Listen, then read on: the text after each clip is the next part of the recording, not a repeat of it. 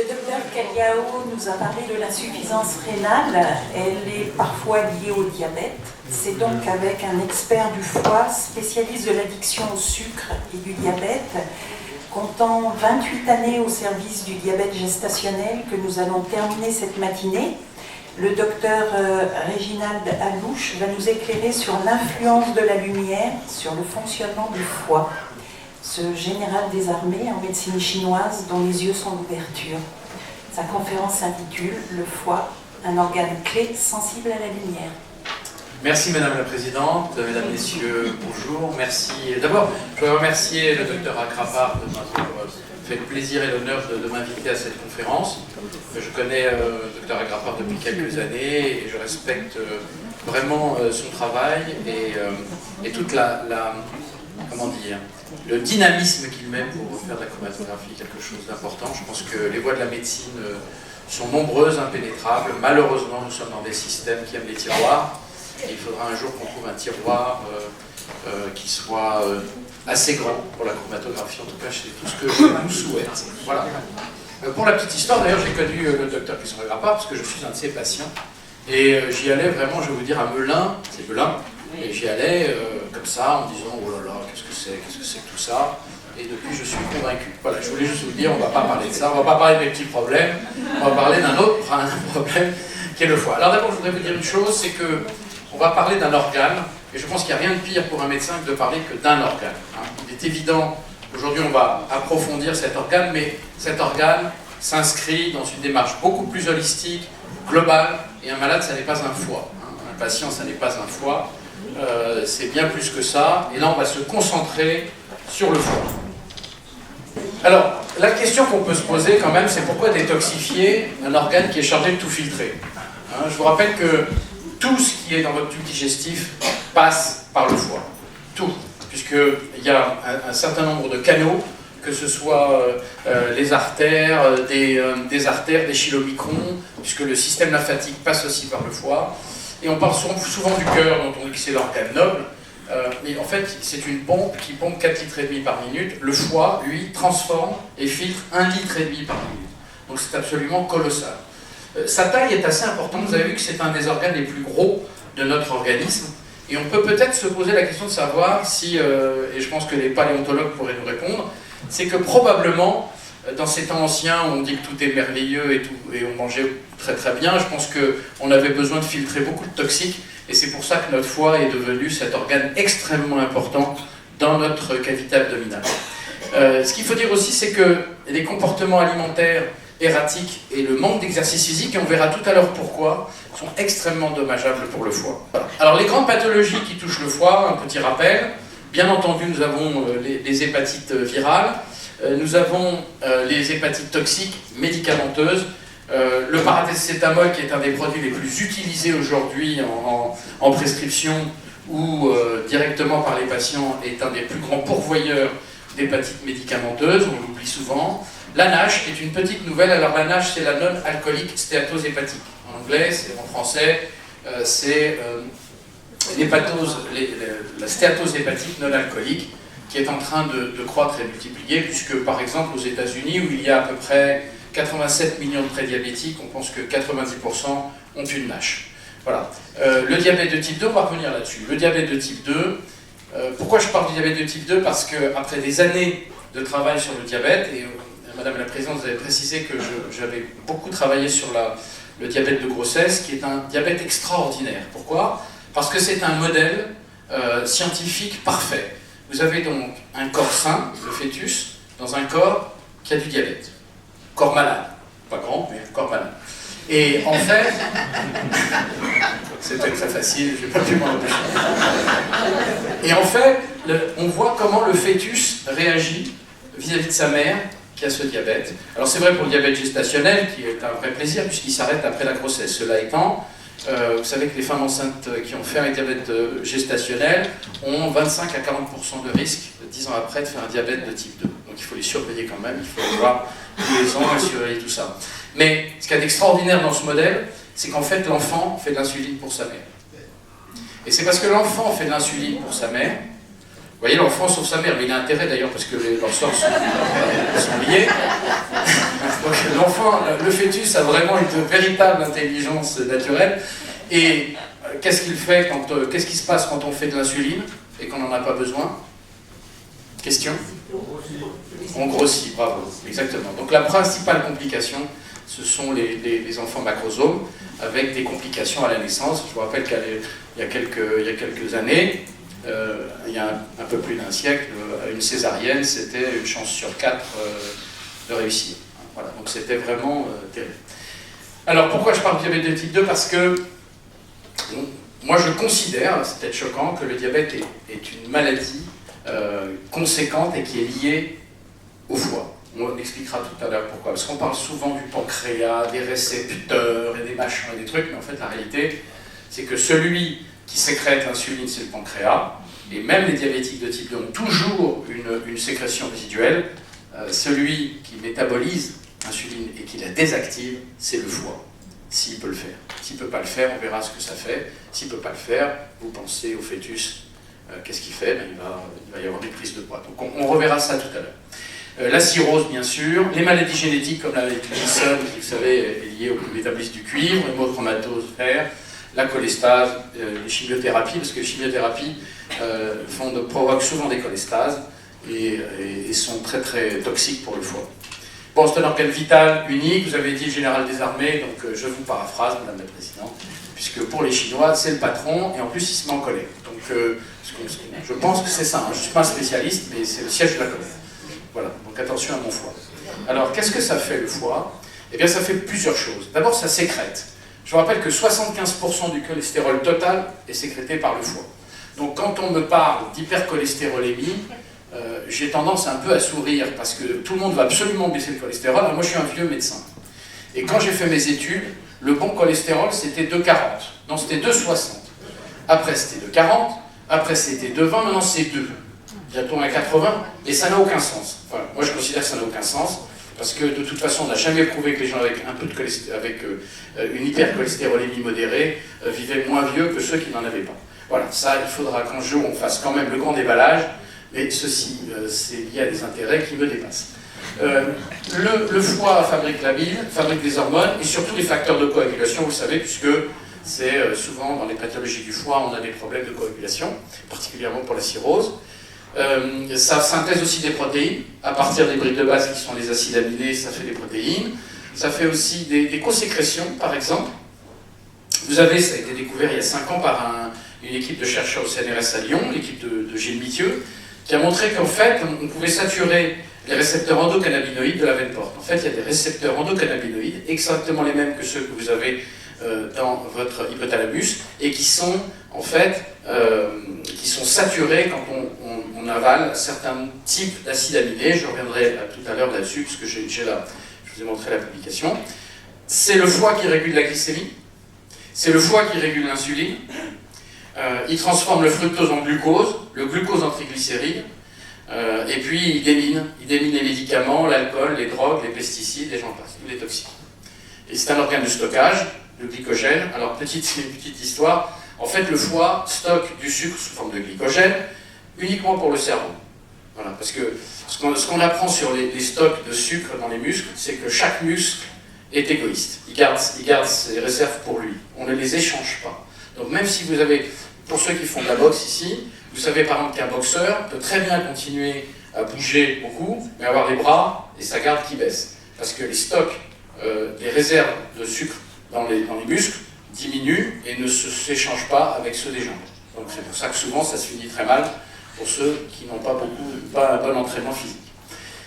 Et puis ça stocke des vitamines, et puis surtout c'est un organe émonctoire. Vous savez que nous avons 5 émonctoires, des organes comme les poumons qui rejettent le gaz carbonique, les intestins qui rejettent les toxiques et les produits inutiles dans les selles, nous avons la peau par la sudation et par le sébum, et il y a le foie qui lui est l'organe qui est probablement celui qui en fait le plus, parce qu'il a vraiment un job incroyable.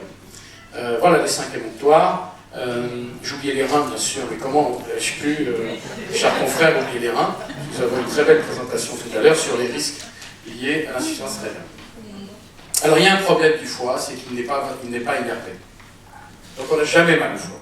Quand les gens vous disent qu'ils ont mal au foie, ils ont mal à la bile, ils ont mal à la vésicule, ils n'ont pas mal au foie. Et ça, c'est un vrai problème parce que le jour où vous avez vraiment mal au foie, bah, c'est un peu le début de la fin.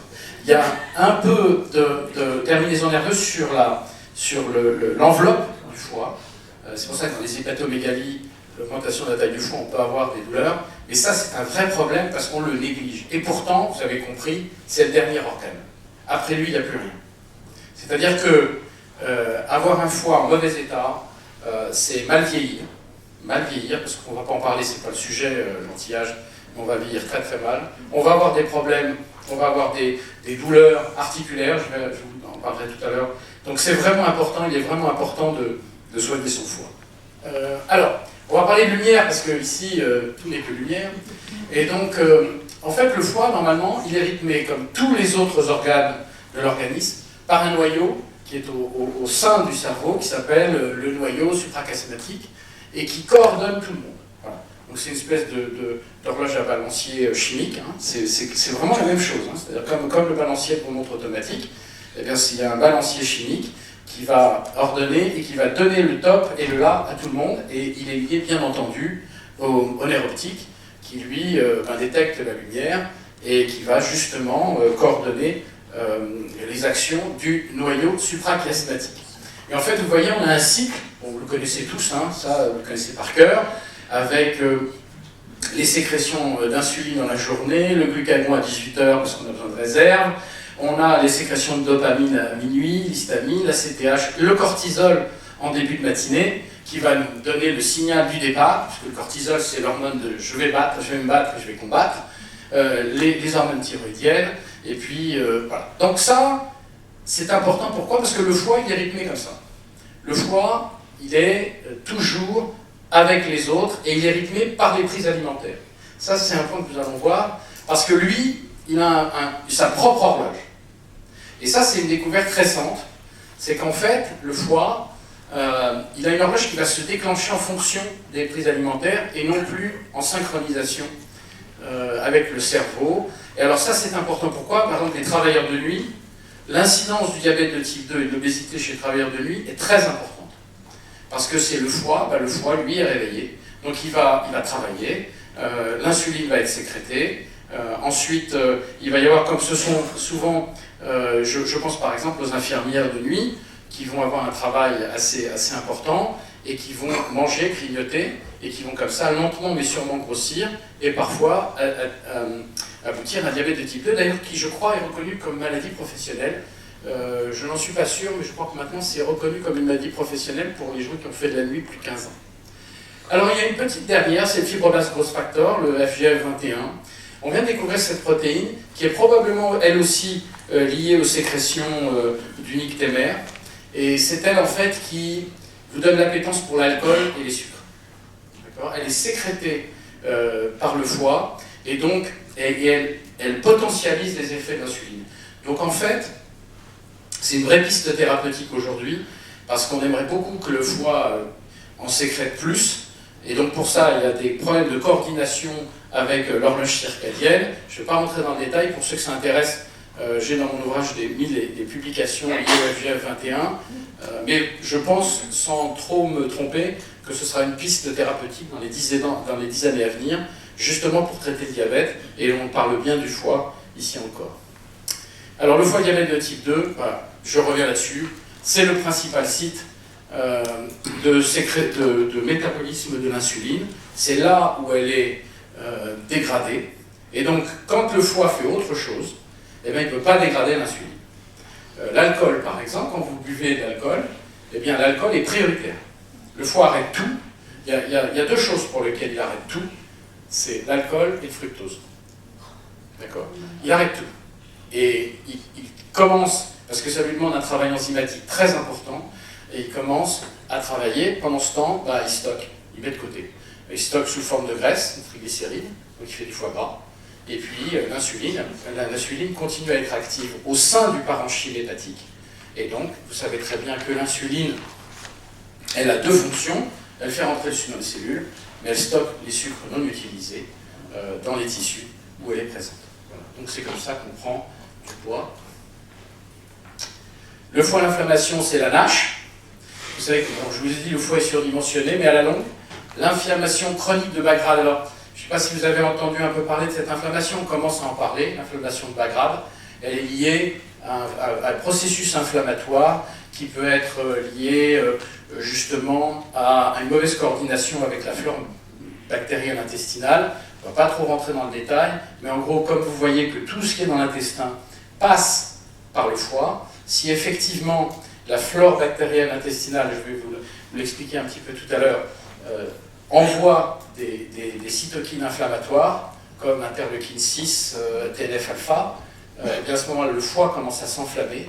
Et à la longue, hein, parce que tout ça c'est à la longue, c'est pour ça que j'ai écrit mon livre. Pourquoi? Parce qu'au fond, je me dis, ok, très bien, on a les plus grands hépatologues sont français, il faut le savoir. Il y a des gens extrêmement doués, il y a eu toutes l'école Fauvert, Benamou, des gens comme Perlemuter. Ce sont des gens vraiment qui connaissent le foie à fond. Le problème, c'est quand vous avez un patient et que vous voulez faire de la prévention, à un moment, il va falloir parler de nutrition et d'exercice.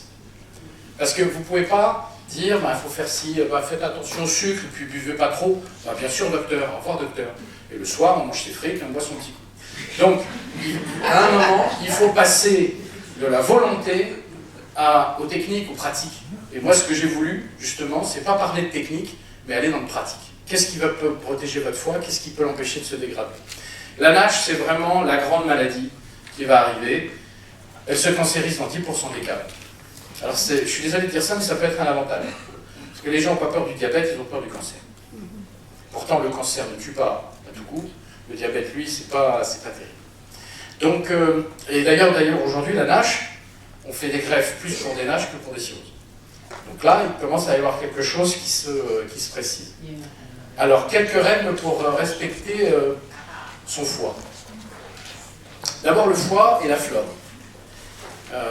Il faut savoir que, je me suis trompé, c'est consommer des fibres solubles et non insolubles. Il faut savoir que le foie et l'intestin sont issus des mêmes cellules souches en embryologie. Donc les liens entre les deux sont extrêmement forts, ils ne peuvent pas vivre l'un sans l'autre, et qu'en fait, cette flore bactérienne intestinale qui a occupé l'intestin, parce que l'homme est un animal social intelligent, il s'est dit qu'avec des germes, ce serait mieux la vie. Puisque je vous rappelle que si vous prenez des souris axéniques, c'est-à-dire des souris qui n'ont pas de flore bactérienne intestinale, elles ne survivent pas. Elles vivent à peu près 3 fois moins longtemps que des souris qui ont une flore bactérienne intestinale. D'ailleurs, il y a eu une très bonne publication où on a greffé une flore intestinale de diabétiques à des souris qui n'étaient pas. 3 semaines après, elles étaient diabétiques. Donc il y a probablement, alors est-ce que c'est toujours le problème de l'effet, de la cause et de l'effet, c'est la poule et l'œuf. C'est comme aussi tous les obèses ont des archébactéries dans leur flore bactérienne. Les archébactéries, ce sont des bactéries qu'on trouve dans les océans et dans la terre, et qui viennent d'un temps ancien où elles ont 3 membranes, donc elles sont extrêmement protégées, et on les trouve systématiquement chez les obèses. Alors est-ce que c'est ça qui provoque l'obésité, ou est-ce que c'est une conséquence de l'obésité? On n'en sait rien du tout. D'ailleurs, à ce sujet, il y a aussi des germes que l'on retrouve dans la cavité buccale, et qui sont toujours présentes chez les obèses. Donc moi je reste persuadé, et c'est pas parce que ma femme est chirurgien-dentiste, que tout commence par la bouche.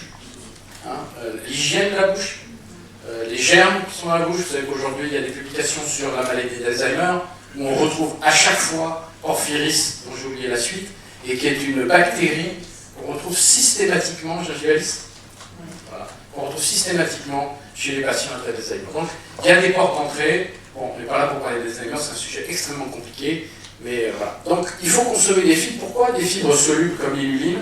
Parce que, vous savez que 90% de notre flore bactérienne est anaérobie. C'est-à-dire qu'elle ne résiste pas à l'oxygène. C'est pour ça d'ailleurs que les recherches sur la flore bactérienne ont pris tellement de temps, parce qu'à chaque fois que vous preniez un prélèvement de sel, eh bien, au bout de 2 minutes, il n'y avait plus de bactéries. Donc maintenant on fait ce qu'on appelle des PCR, c'est-à-dire qu'on analyse le potentiel, pas le potentiel, mais le patrimoine génétique des germes que nous avons devant nous, et à ce moment-là on a tous les germes qui sont présents. Aujourd'hui il y a à peu près 18 types différents de flore bactérienne par individu. Il faut également savoir que cette flore, elle est issue à la naissance du passage de l'enfant via le détroit de la maman, le détroit inférieur, et que d'ailleurs, les enfants nés par césarienne, dans 33% des cas ou 40% des cas, ont la flore bactérienne à la sortie du personnel soignant. C'est pour ça d'ailleurs qu'il faut recommander aux femmes enceintes qui ont accouché en césarienne de ne pas être trop propres après. Quand je dis trop propre, je ne dis pas trop souillon, et je pense qu'il faut que l'enfant soit en contact pour qu'il récupère. Alors l'allaitement, c'est une très bonne façon de récupérer la flore bactérienne intestinale de sa maman. Et sachez aussi qu'elle est extrêmement stable. C'est pour ça que quand je vois dans la presse, oui, les probiotiques, les machins, les trucs, là, je vous explique tout de suite les probiotiques, c'est pas le sujet, mais je vais quand même vous le dire. Les probiotiques, c'est par définition des germes aérobies. Donc si vous avez entre 90 et 95% de germes anaérobies, c'est-à-dire que vous allez remplacer votre population ou aider votre population d'aérobie. Donc vous travaillez sur 5 à 10% de votre flore. Donc ça marche chez les gens qui avaient un problème dans leur de patrimoine anaérobie, ça ne marche pas chez eux pour lesquels c'est l'anaérobie. Et alors pourquoi les fibres? Parce que les fibres, elles ont un avantage. Les fibres comme l'imuli, par exemple, qu'on retrouve dans les racines de chicorée, qu'on retrouve dans les endives, et ainsi de suite, c'est qu'elles favorisent les gras plus au détriment des gras moins. Par exemple, en fait, vous faites de l'écologie bactérienne. Vous ne changez rien. C'est pas comme prendre un probiotique où vous allez mettre 5 milliards de germes aérobies, c'est que vous allez favoriser les gras plus qui sont toujours moins inflammatoires que les gras moins. On ne va pas faire une conférence là-dessus, mais c'est important. Pourquoi limiter les graisses saturées?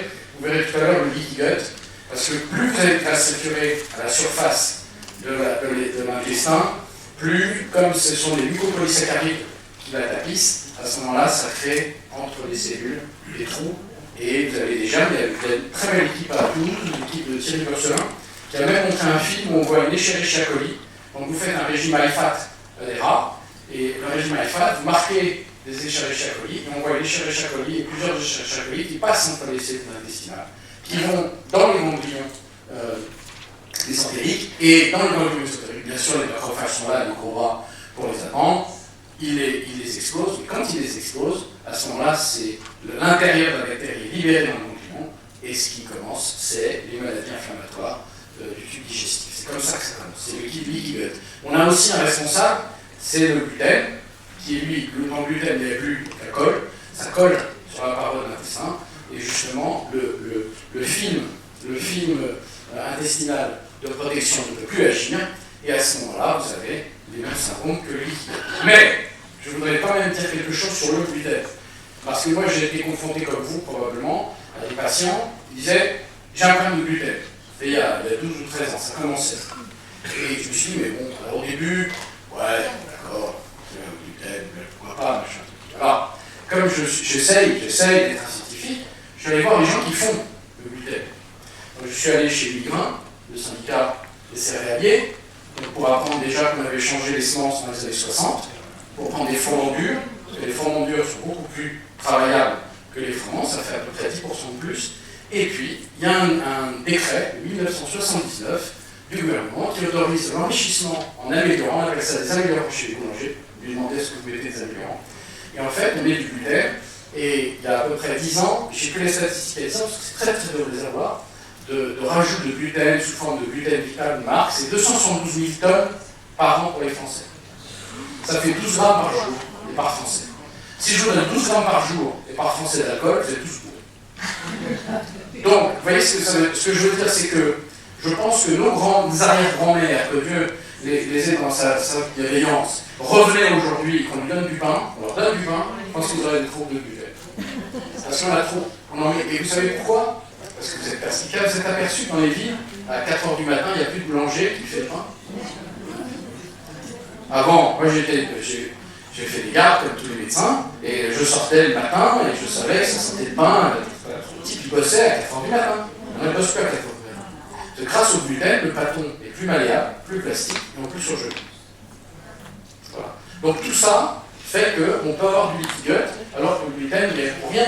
Qu'il y ait du gluten, bah ça protège le lait, c'est pas mal, mais quand il y en a trop, vous savez, l'homme c'est un équilibre. Quand c'est trop, bah ça va plus. Voilà un peu le leaky gut. C'est-à-dire qu'en fait, quand vous avez un régime high-fat, très gras, très très gras, à ce moment-là, vous avez des passages qui vont ensuite dans la veine portale, dans la veine porte, et quand vous avez ces passages, bien entendu, vous avez ipso facto, quand ça rentre dans le ganglion mésentérique, génération d'interleukine 6 et de TNF-alpha, qui sont des cytokines, donc des hormones inflammatoires qui vont enflammer le foie. Et après, qui peuvent enflammer le cerveau. Parce que de la même façon, quand vous êtes... petit incident.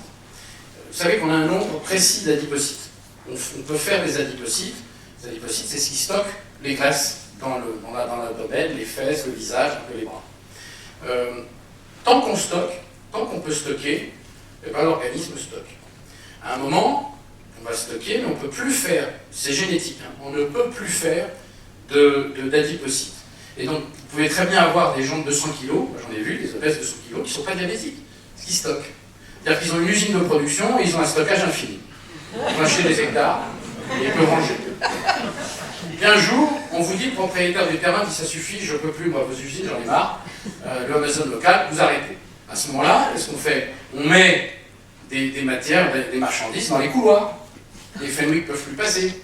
Et à ce moment-là, il y a une inflammation du système qui envoie l'interleukine, qui envoie le TNF-alpha, qui passe au cerveau. Et je pense que le diabète de type 2 est lié au fait qu'à un moment, on ne peut plus stocker. Donc le cerveau décide de laisser flotter le sucre dans le sang. Comme la masse monétaire, quand on la tronc, on la laisse flotter. C'est le début de l'inflation, que nos économistes répètent. Voilà. Pour éviter le dérèglement circadien, il y a une règle absolue, c'est le respect des horaires. Respect religieux des horaires pour le repas.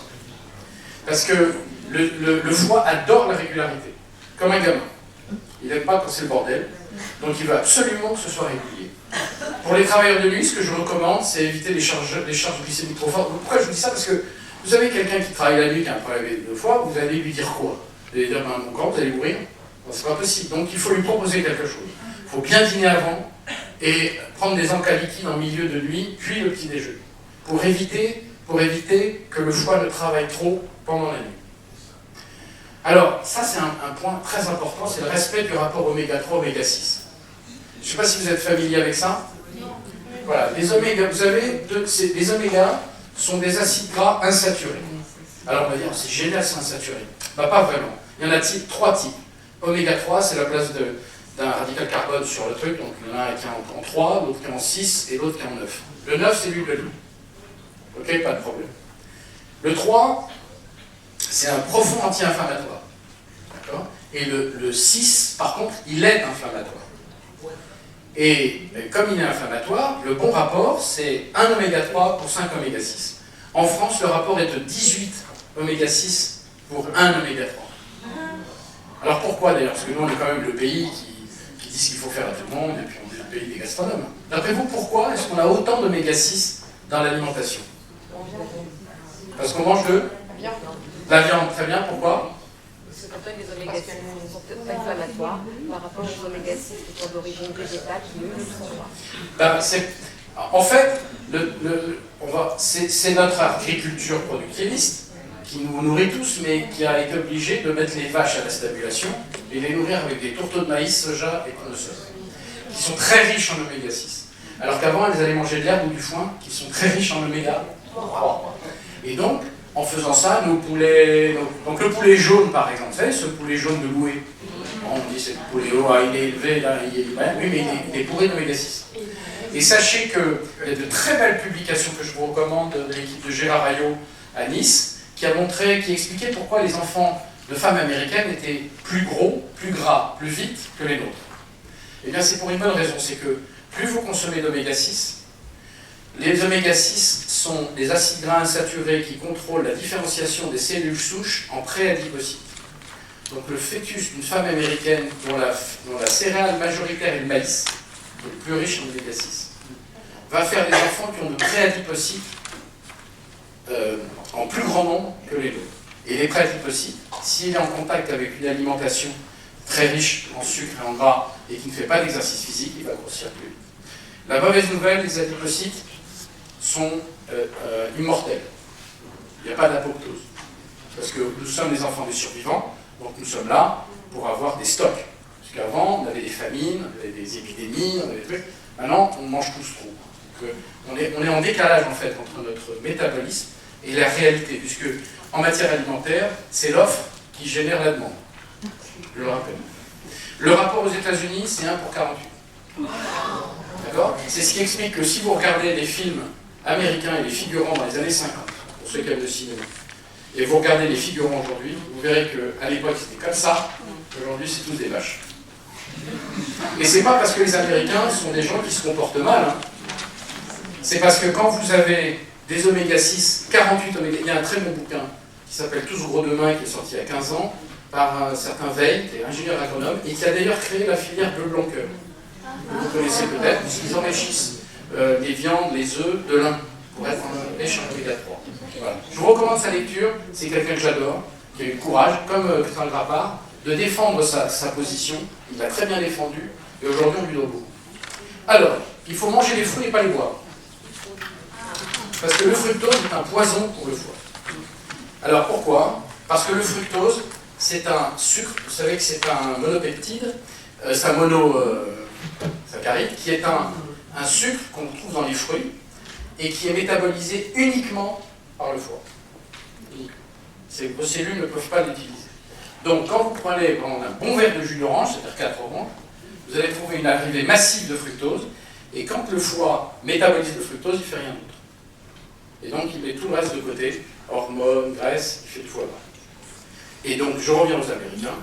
Pourquoi? Parce que 12% des calories américaines, parce qu'un gène américain vient du fructose. Puisqu'aux États-Unis, les sodas sont édulcorés au fructose.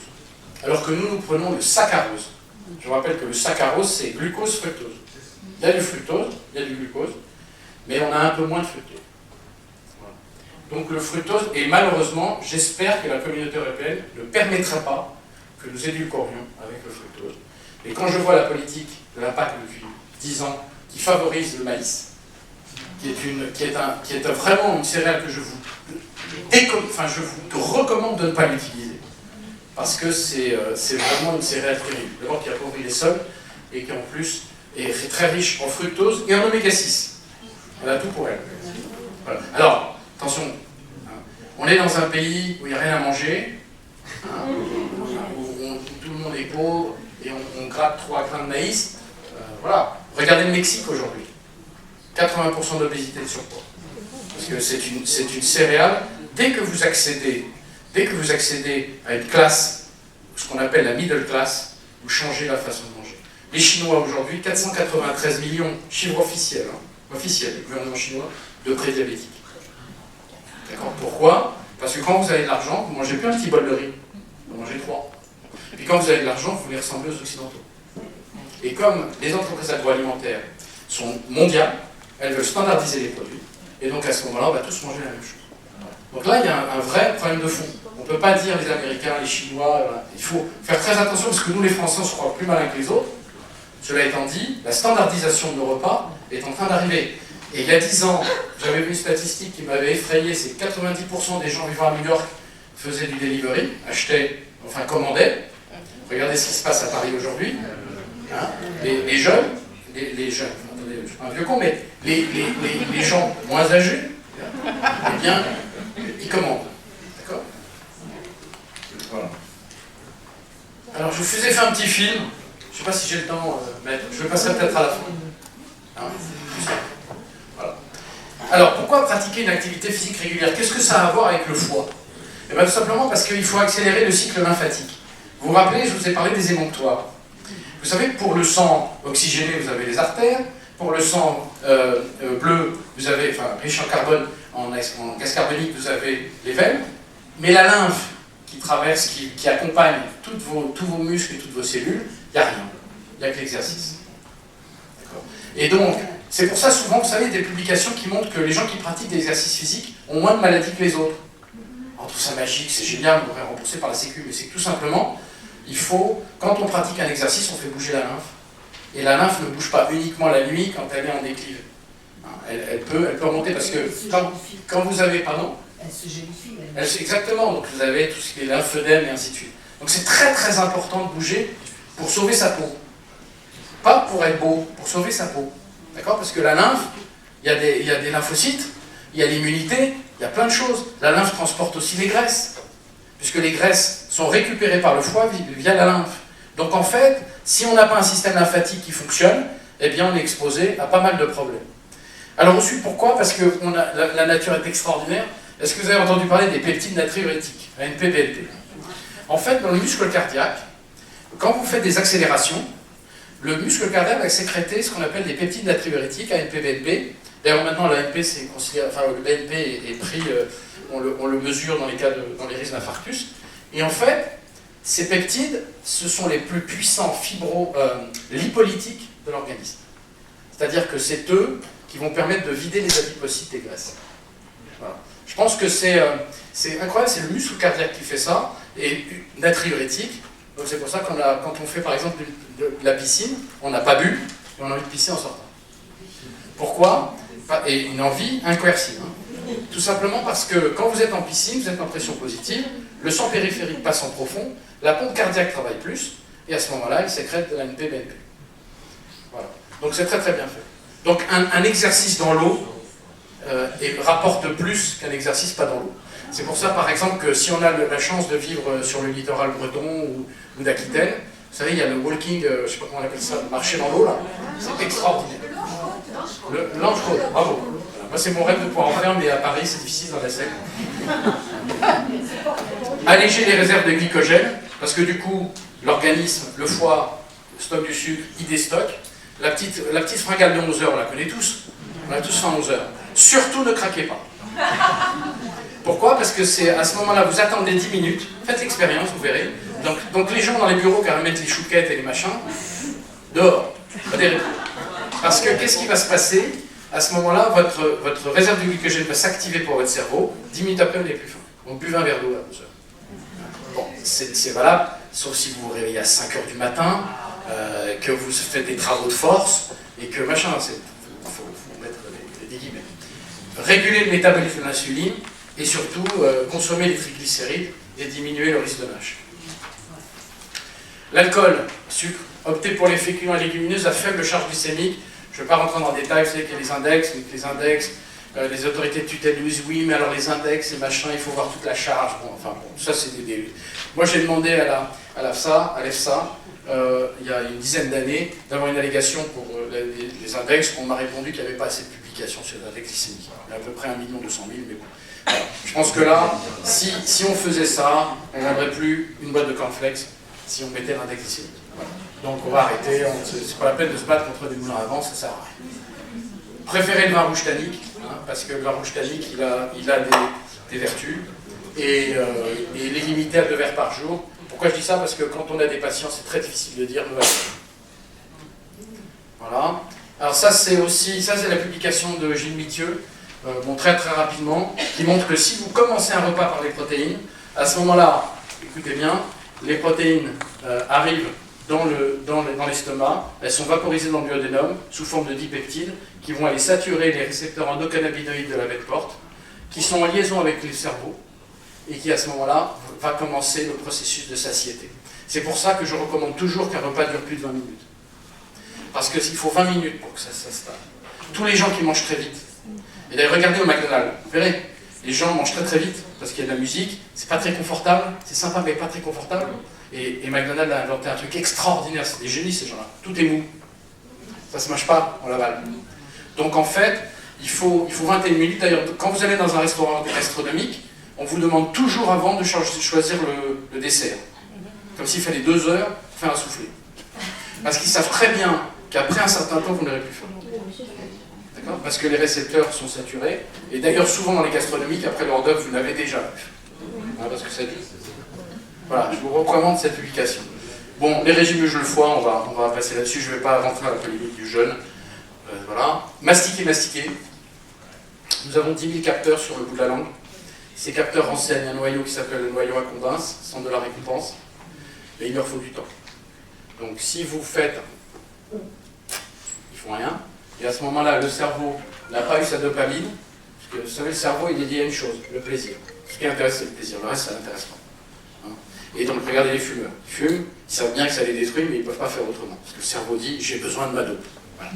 Et donc, en fait, quand vous mastiquez, à ce moment-là, les capteurs, qui sont à peu près à 10-12 000, il y a salé, sucré, amer, acide, délicieux, le fameux umami japonais, et bien à ce moment-là, vont déclencher la sécrétion de dopamine, et donc, vous allez pouvoir avoir un sentiment de rassasiement qui aura stimulé le noyau à Combins.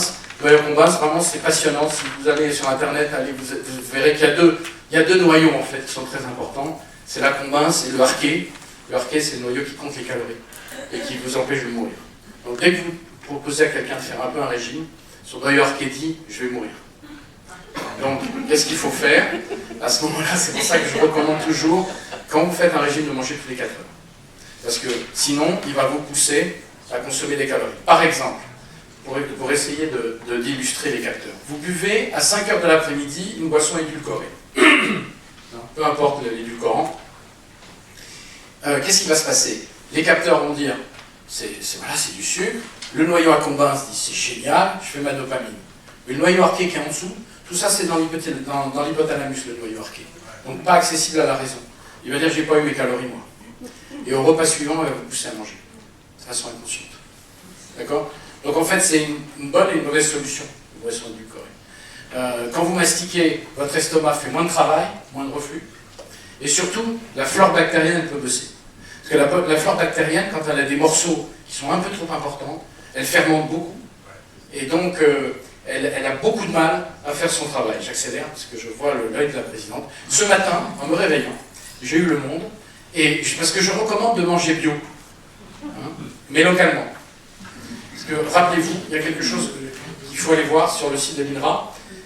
Il y a tout un développement sur les mycotoxines. Vous savez que le grand problème du bio, c'est qu'on n'a pas de pesticides, mais on n'a pas de fongicides. Et que les mycotoxines, ce sont des produits, des toxines qui sont développés par des petits champignons microscopiques. Et les mycotoxines, c'est l'aflatoxine, l'ocratoxine, et malheureusement, elles résistent à la cuisson. Et ce sont les toxines les plus cancérigènes du régime végétal. Donc, et ça arrive par exemple dans les silos, quand vous allez ensiler des céréales, parfois en son cœur, la température ne peut pas être régulée, et à ce moment-là, il va se avoir des développements. Donc vous ne savez pas vraiment, on ne sait pas. Quand on achète un produit bio aujourd'hui, la seule chose que je vous recommande, c'est d'acheter au producteur. Donc vous voyez que la chaîne de distribution, elle est compliquée. Surtout quand vous voyez aussi les chaînes, je parle à notre ami espagnol, j'ai visité des serres en Espagne de produits bio, de tomates. Ils font des kilomètres. Et vous avez des clés comme ça, vous avez un peu de polystyrène, un peu de terre, un petit siphon au-dessus qui envoie des nutriments, c'est bio. Et c'est bio. Ben voilà. Donc ça c'est un vrai problème. Il va falloir quand même qu'on adresse ce problème-là. Alors les autres vont vous dire oui, mais vous comprenez, il faut nourrir tout le monde. Bon, écoutez, on ne va pas rentrer là-dedans. Je vous recommande le Monde aujourd'hui. Là, c'est les zones où les pesticides sont les plus utilisés, plus de petits traitements. Pour nous les Parisiens, c'est bon. Faites votre testament, c'est fait. No future. Peut-être qu'à Melun, ça va mieux. Comme vous avez pas mal de choses. Et puis regardez les cultures les plus traitées. Mangez une pomme quand vous avez faim, bien sûr. Vous pouvez prendre un petit kilo de pesticides aussi. Voilà, la pêche, la pomme de terre, la vigne. Et puis en bas, on trouve le chou-fleur, la salade, le blé tendre, la fraise, le melon, le poireau. Voilà. Donc c'est un vrai problème quand même. Et aujourd'hui, est-ce que le glyphosate fait mal, fait pas mal? Les experts disent non. Je pense que il y a vous savez, moi, en tant que médecin maintenant, j'ai une certaine expérience. C'est que je pense qu'il y a des molécules, soit qu'il ne faut jamais rencontrer. Vous savez, beaucoup de chercheurs, par exemple, qui rencontrent des alkylés, qui les rencontrent, il suffit d'une petite dose et ils développent des cancers, des leucémies ou des myéloses. Et puis vous avez la dose. Voilà, l'exemple c'est l'alcool. Donc, en fait, on ne sait pas aujourd'hui. Pardon? Et l'effet cocktail. Oui, l'effet cocktail, bien sûr, parce qu'aujourd'hui, on additionne beaucoup de choses. Ça, c'est vraiment un vrai problème. Donc, pour bien protéger son foie, j'ai commis ce livre. Et je vais vous faire passer quand même la petite vidéo. Alors bien sûr, j'ai un peu insisté, mais sur les quantités de sucre que nous avalons. Je ne vais pas rentrer dans la polémique. Voilà. Attention à la NASH, la stéatose non alcoolique. Le foie est un organe vital. Vous êtes en bonne santé lorsque votre foie va bien. Parmi toutes ses fonctions, il gère presque à lui seul le métabolisme du fructose. Le fructose est un sucre naturel qui se trouve dans les fruits. Voyons maintenant comment, par un étrange coup du sort, un des ingrédients contenus dans des aliments sains peut devenir votre ennemi. Le fructose pur peut être désormais ajouté à beaucoup d'aliments industriels, comme les sodas, les jus de fruits en canette, les céréales du petit déjeuner, les glaces, le sirop pour pancakes.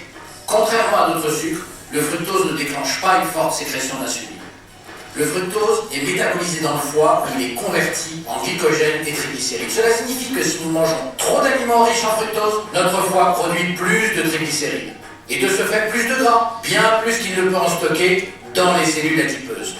Donc cet excès de gras s'accumule dans le foie, comme le foie gras, à la différence que les pauvres oies sont gavés, nous nous faisons subir le même sort sans le savoir. Votre foie qui se transforme en foie gras, ça n'en fait pas un produit de luxe. Mais cela signifie plutôt que, comme 4 millions de Français, vous pourriez bien développer une nage, c'est-à-dire une stéatose hépatique non alcoolique.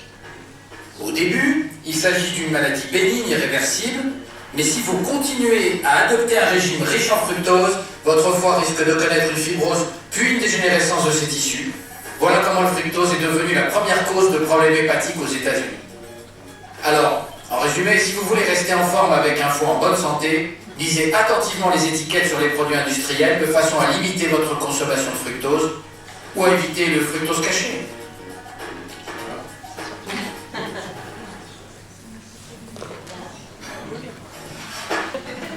Voilà, ça c'est une phrase de Thomas Edison, vous savez, le fil à incandescence, les lampes à incandescence. Et il a dit, il y a plus d'un siècle, le médecin du futur ne donnera pas de médicaments, il formera ses patients à prendre soin de leur corps, à la nutrition et aux causes et à la prévention des maladies. Et pour moi, c'est vraiment très très important, parce que l'organisme est un mode qu'on appelle cliquer, c'est que je ne suis pas hypertendu, je ne suis pas hypertendu, je ne suis pas hypertendu, clic, je suis hypertendu. Et je ne redeviendrai pas non hypertendu, à moins de rencontrer de bons médecins. C'est les yeux du regard. Mais c'est vrai aussi pour le diabète, je ne suis pas diabétique, je suis pas diabétique. Le problème, c'est que tant que c'est pas installé, c'est réversible. Quand c'est installé, ça peut être réversible. Par exemple, aujourd'hui, il y a des publications en Angleterre qui ont montré que si vous donnez un régime de 600 calories à un diabétique, au bout de 6 semaines, son diabète disparaît. Mais qui peut vivre avec un régime de 600 calories? Qui? Il faut vraiment vouloir. Pardon? Un hypothyroïdien. Je demande à voir. Voilà. En tout cas, je vous remercie infiniment. Merci.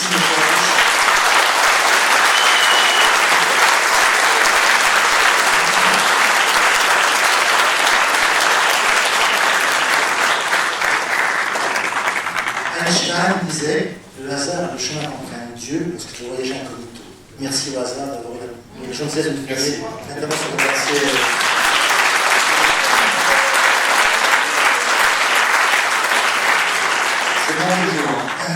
Des questions?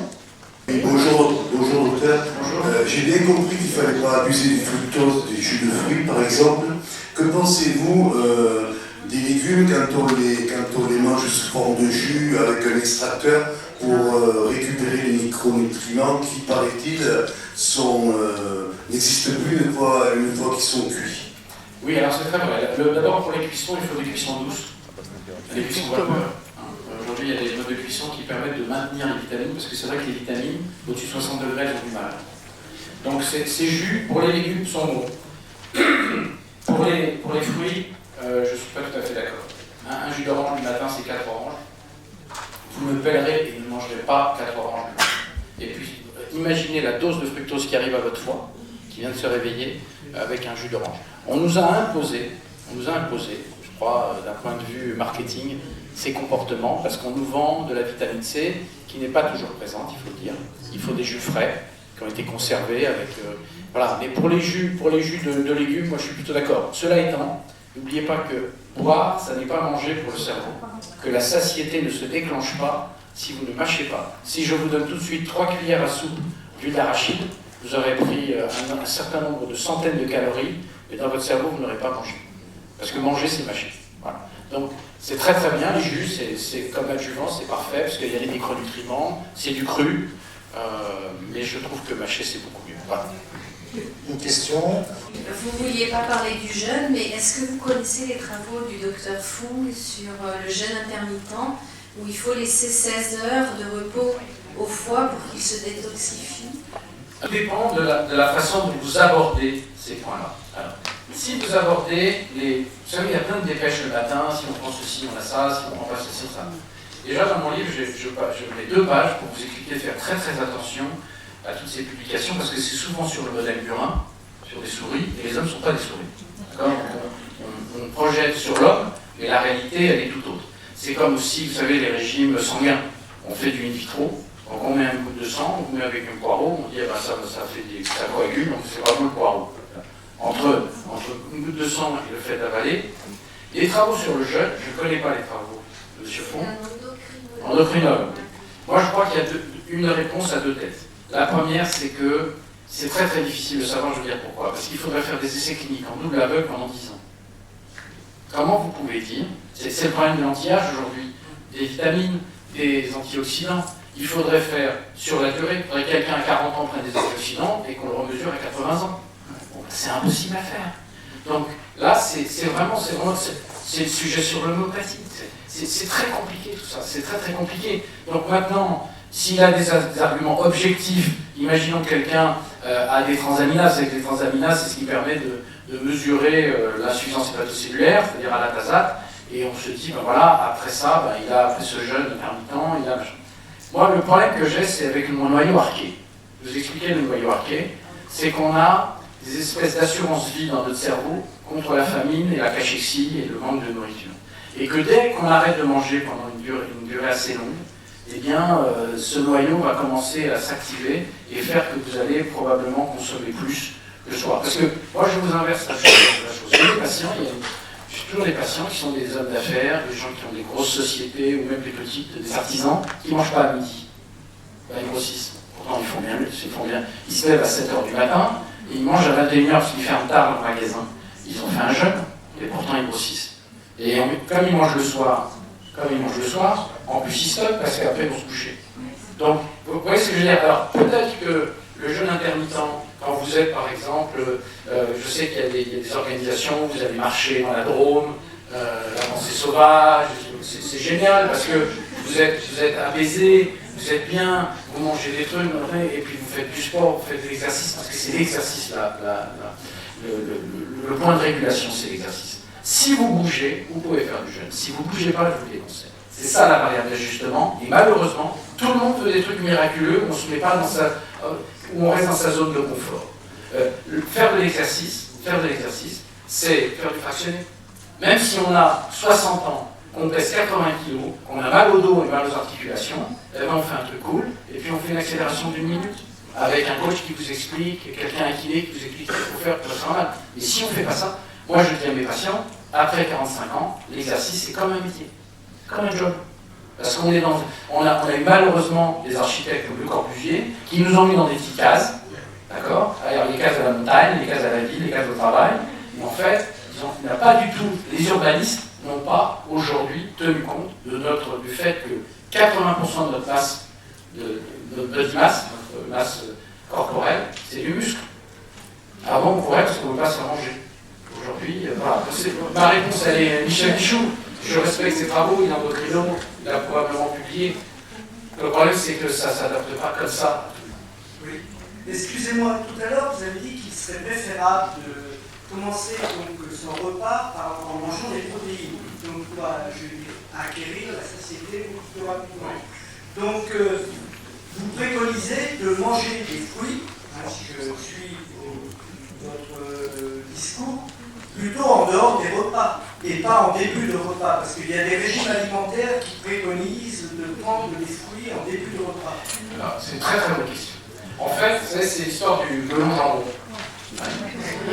En fait, on sait que le sucre excite les cellules qui sont dans l'estomac et qui vont faire la gréline. C'est pour ça que quand on fait une sleeve en chirurgie bariatrique, on enlève la partie externe de l'estomac, où sont les cellules de gréline. Donc les gens ont plus faim du jour au lendemain. Voilà. Donc, moi je recommande, parce que je connais Gilles Mithieu et que je respecte ses travaux qu'il a publiés dans Cell, qui n'est quand même pas un organe de seconde zone, et il dit, si on vaporise ces dipeptides au début du repas, et bien à ce moment-là, on le met en satiété. Je prends un exemple brésilien. Au Brésil, il y a une tradition, je ne sais pas si elle existe encore, on mangeait des petits haricots, vous savez, blancs, à toute entrée de repas. Ces haricots blancs sont très riches en protéines végétales. Et donc ça permet justement de calmer la faim et justement d'enclencher le processus de satiété qui a été prouvé. Il y a des récepteurs endocannabinoïdes dans la veine porte, ce qui est quand même incroyable. On voit bien les liens qu'a le cerveau avec tous les organes. Et donc, je recommande effectivement, si vous pouvez commencer par une petite protéine, vous n'avez pas besoin. L'avantage, c'est qu'on n'a pas besoin de grosses quantités. Parce qu'en fait, ce qui marche, c'est que quand c'est dégradé, c'est des dipeptides, c'est des donc deux acides aminés. Alors, lui, il a publié un certain nombre de types de, je crois que c'est leucine, isoleucine, enfin, je ne me souviens plus très bien, qui marchent très très bien pour aller sur Internet pour ça, parce que je ne peux pas dire de bêtises, pour justement saturer les récepteurs endocannabinoïdes qui ensuite donnent des signaux au cerveau. 21 minutes. Entre 21 minutes et 30 minutes, la plupart des gens mangent en moins de 10 minutes. Question. J'ai bien compris que vous mettiez l'accent sur l'exercice, mais pour vous, c'est quoi la jauge minimum? C'est les fameux 1 litre pas par jour, 2 fois du jogging par semaine Question, mais je vais vous décevoir. Moi, j'ai des tas de patients qui me disent « Ah ben, je marche beaucoup, docteur ». Malheureusement, nous sommes optimisés pour la marche. Encore une fois, nous sommes des survivants. Donc, l'effort doit nous pomper le moins possible de calories. La marche est extrêmement optimisée chez tout le monde. Et donc, la marche, ça permet de maintenir le système lymphatique, parce qu'effectivement, dans les jambes, vous savez un système lymphatique avec des valvules, et donc ça permet de remonter la lymphe. Mais pour l'exercice, il faut sortir de sa zone de confort. Sortir de sa zone de confort, c'est pour ça que je pense que le fractionné, c'est ce qu'il y a de mieux. Parce que le fractionné, ça permet justement de pouvoir sécréter de la NP-BNP et de pouvoir être adipolytique. Combien de temps? Alors vous avez l'étude, vous savez, la grande étude américaine et finlandaise qui montre que ça c'était pour les diabétiques et les prédiabétiques. Si vous êtes prédiabétique, c'est-à-dire que votre glycémie à jeun est entre 1,05 g par litre et 1,26 g par litre, si vous perdez 5 à 7% de votre poids, et ce qui n'est pas beaucoup, hein, et si vous pratiquez 3 fois 50 minutes d'exercice physique par semaine, eh bien vous réduisez les risques de 57%. Donc ça c'est publié partout, c'est le CDC, vous allez sur le site du Center for Disease Control, et là vous verrez cette publication. Donc c'est 3 fois 50 minutes idéal. Bien entendu, ce qui est important, c'est la régularité. Donc si vous avez des patients, ils peuvent commencer par 10 minutes. Et puis après, ils augmentent, gentiment. Et c'est très très important. Je pense qu'on sous-estime complètement l'intérêt de l'exercice physique dans ce pays. Vraiment, vraiment complètement. C'est très important. Moi, je suis fou furieux quand je vois qu'un espace vert est transformé en petit jardin avec des petites fleurs et des petites plantes. Parce que nos gamins, ils ne peuvent pas courir. Donc, alors sous prétexte de faire joli, eh bien, on s'empêche d'avoir des gamins de santé. Je trouve ça déplorable. Bonjour, alors merci pour toutes ces informations très intéressantes. Je voudrais revenir sur la lumière. On n'a peut-être pas assez insisté parce qu'on est un peu pour ça aussi, je trouve. Vous expliquez que le cycle du foie dépend énormément de l'éclairage. Aujourd'hui, on est dans un amphithéâtre, il y a un éclairage artificiel. Je pense que la plupart des gens qui sont dans des lumières artificielles aussi dans la plupart du temps. Est-ce que vous avez des conséquences par rapport au diabète sur ces éclairages artificiels, notamment les nouvelles lampes LED et toutes ces choses-là? Alors, les nouvelles lampes qui simulent en fait le miclémère sont effectivement agréées. Vous savez que ce traitement est aussi remboursé pour les gens qui font de la dépression à la lumière. Je pense qu'à l'ECAM, il y a des centres où on peut bénéficier de cette thérapie. C'est vrai qu'on est à la lumière artificielle. Il est vrai qu'on est aussi dans des pays au nord, je pense même pas à la Finlande, que j'aime beaucoup, mais la nuit est très importante. Et en Finlande, où la nuit est très importante, vous avez beaucoup d'obésité et beaucoup de diabète. C'est que, moi je vous recommande effectivement de trouver soit chez vous, soit à l'extérieur cette lumière, parce qu'il n'y a pas que ce facteur-là. Hein. Il y a aussi la sécrétion de mélatonine nocturne, mais la sécrétion de cortisol qui est le coup de sifflet du match. Et donc c'est pour ça qu'on la mesure en général entre 6 et 8 heures du matin. Je pense que pour un citadin parisien, même s'il n'y a pas beaucoup de lumière, il y en a suffisamment pour qu'il fasse une différence entre la nuit et le jour. Par contre, là vous avez absolument raison, c'est le niveau inquiétant de lumière la nuit. On s'est aperçu que la pollution lumineuse de nuit, 1, empêche de dormir, et 2, modifie les cycles micléméraux. Et ça, c'est un vrai problème pour les villes. Parce que soit vous éclairez pas, et la délinquance se multiplie de façon exponentielle, soit vous éclairez, et si vous êtes dans une chambre qui est proche d'un réverbère, et à ce moment-là, vous dormez moins bien. Donc la nuit et le silence, c'est extrêmement important pour donner le signal de faim. Parce que le foie se repose, et votre flore se repose. La flore bactérienne, On sait aujourd'hui, par les travaux d'une américaine dont je ne me souviens jamais du nom, mais qui est juste un génie, on sait qu'un germe, une bactérie parle 2 langues, ou 3 langues. Elle parle sa langue, et elle parle la langue des coquilles. Parce qu'elle communique tout le temps. Puisque la flore bactérienne, c'est, imaginez-vous, sur plusieurs mètres, tous les 10 cm, tous les 5 cm, une catégorie de germes, puisqu'on a à peu près 1200 germes, qui vivent en bonne intelligence. La preuve, ils ne font pas de bruit. Et on a, je vous rappelle, 10 fois plus de bactéries dans notre corps que de cellules dans notre corps. Donc il faudrait savoir d'ailleurs qui occupe l'autre. Parce que donc elles ont besoin de nous, mais on a besoin d'elles. Et en fait, elles parlent, mais elles se reposent la nuit. Elles refont il n'y a plus de mouvement. Et comme il n'y a plus de mouvement, elles peuvent faire des sécrétions, elles peuvent se régénérer, elles peuvent se diviser. Et c'est très très important de dormir, de bien dormir. C'est toujours la même chose quand on voit ces publications. Le sommeil est très bon pour ceci. La réalité, c'est que derrière, nous sommes des animaux complexes. Hein. On est vraiment, et on est habité par cette flore qui est là avec nous et qui conditionne probablement même nos comportements. Il y a un petit film que je passais, mais ce n'est pas le sujet aujourd'hui, parce que je n'ai pas beaucoup parlé de lumière, je suis désolé, mais vous savez, ce film, on montre ce ver là, qui se met dans un coléoptère et qui l'oblige à se noyer, parce que lui, il a un cycle aquatique. Vous connaissez ça? Non. Ah, ça, c'est extraordinaire, ça. C'est donc, en fait, une mouche pond ses œufs dans un coléoptère ou dans un hyménoptère, d'accord? Ça dépend de son dard. Et ensuite, à un moment, donc la larve fait son chemin, elle envoie des signaux au cerveau du coléoptère qui va se noyer, et à ce moment-là, le ver peut sortir. Et on pense aujourd'hui que la flore parle au cerveau, et que via des cytokines et des interleukines, et qu'elle leur parle, et on pense même que les levures parlent au cerveau. Et les levures expliqueraient peut-être, c'est que nous avons des levures normalement, mais il ne faut surtout pas qu'on en ait beaucoup. Parce qu'en fait, on s'est aperçu que mesurer le nombre de levures dans l'intestin permettait presque de définir votre âge biologique. Plus vous avez de levures, plus vous allez vieillir. Et les levures vous poussent à manger du sucre, parce qu'elles ne mangent que du sucre. C'est pour ça que quand on arrive à 50, 60 ans, il faut réduire sa consommation d'amidon et de sucre, parce qu'il ne faut pas nourrir ces levures, parce qu'on n'a pas les mêmes réactions immunitaires, parce qu'on commence à se fatiguer, et qu'il faut éviter justement qu'elles ne prennent l'avantage sur nous, parce qu'elles, ce qu'elles veulent, c'est nous boulotter. Et je finis sur une chose extrêmement intéressante, je vous donne un petit truc, c'est que moi j'ai eu le plaisir de travailler sur... Ça c'est un truc anti-âge, ça vaut de l'or. J'ai travaillé avec un chercheur extraordinaire, je tairai son nom, mais qui avait montré que... vous savez comment ça vit les levures? Il y a la mère qui fait des filles, qui fait des petites filles, qui fait des petites filles, ainsi de suite. On parle d'une mère, d'ailleurs on dit une mère, hein, quand on a un boulanger dit une mère, un vinaigrier dit une mère.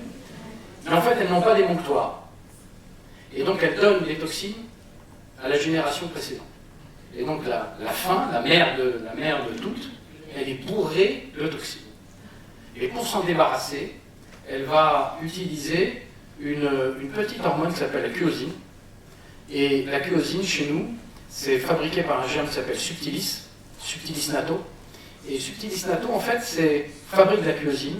Et la cuosine, elle est impliquée dans la réplication de l'ARN messager. Je vous rappelle, vous avez de l'ADN, vous voulez faire une protéine ou une membrane, vous faites de l'ARN messager qui sort du noyau, ça va dans le ribosome, et l'ARN messager est dupliqué. C'est comme ça qu'on vit tout le temps. Vous en faites plein en ce moment, vos ribosomes sont débordés de travail. Et qu'est-ce qui fait que la photocopie est de qualité? La cuosine. Parce que c'est quoi le vieillissement? Alors, on ne va pas rentrer là-dedans, mais le vieillissement, c'est le nombre de divisions. On nous dit 120 ans. Bon, je ne sais pas, que Dieu nous prédit, à vous tous.